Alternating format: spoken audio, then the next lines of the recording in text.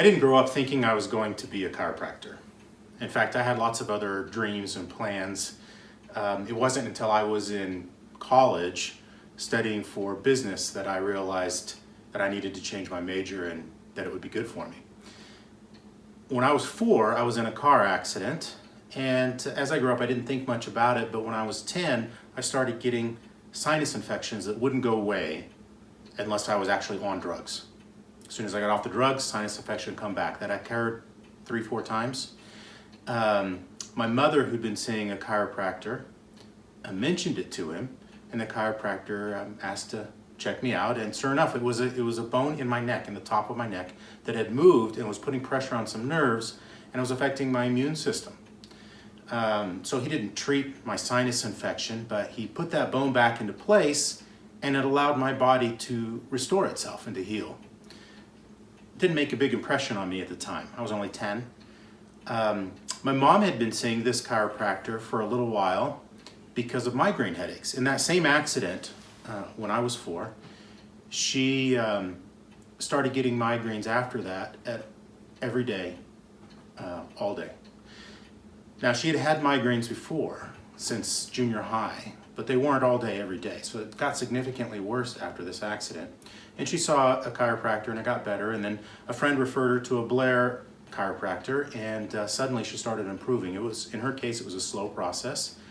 But instead of just pain relief or pain management, it became her body attempting to heal itself and progressively doing so.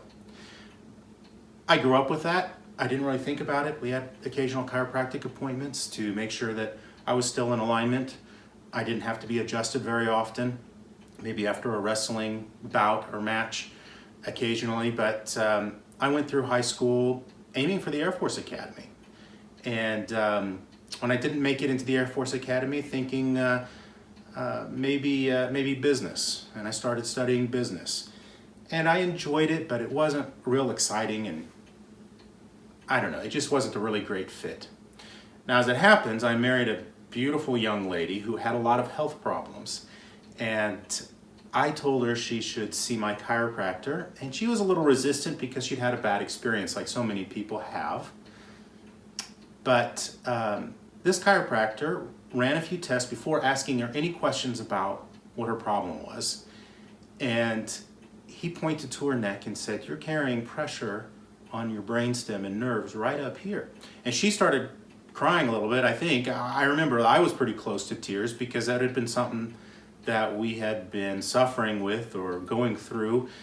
This was after the first year of marriage, so 1 year of marriage, and she'd been suffering from childhood with back pain and headaches and neck pain, and it seemed to be getting worse every year.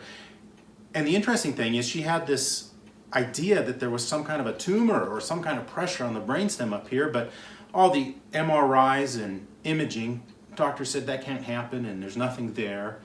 And so she just felt doomed to slowly getting worse every year.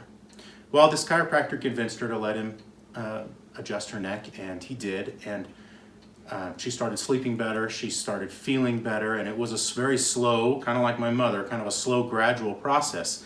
Meanwhile, I was in business school and realized that this wasn't so interesting, and my wife ended up working for this chiropractor and then coming home and telling me all these cool stories about people who were getting well from things that I didn't even know chiropractic could help.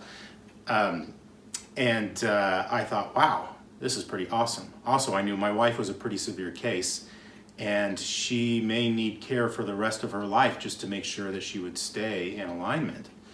And I thought, man, now I have to live next to a Blair chiropractor for the rest of my married life. Okay, we can do that, but I got a good idea. I thought, well, look, I'm good with my hands. I like helping people, and maybe I should be a chiropractor. So I talked to the chiropractor. He convinced me that this was probably a pretty good idea. And immediately I refound my joy for school. I enjoyed my pre-chiropractic studies. I enjoyed chiropractic college. I enjoyed learning this very specialized technique that wasn't even taught at the college that I went to. In fact, at the time, I don't think it was taught at any college. But as I started going to these seminars and learning this technique and learning chiropractic, I found a real joy and excitement in thinking that I can use my hands and I can relieve suffering and I can help people get well. And that's really my story of how I got into chiropractic. It wasn't a story of me personally being sick and getting well, although that did happen. It was more watching my wife get well and then thinking back about my mother and how she got well.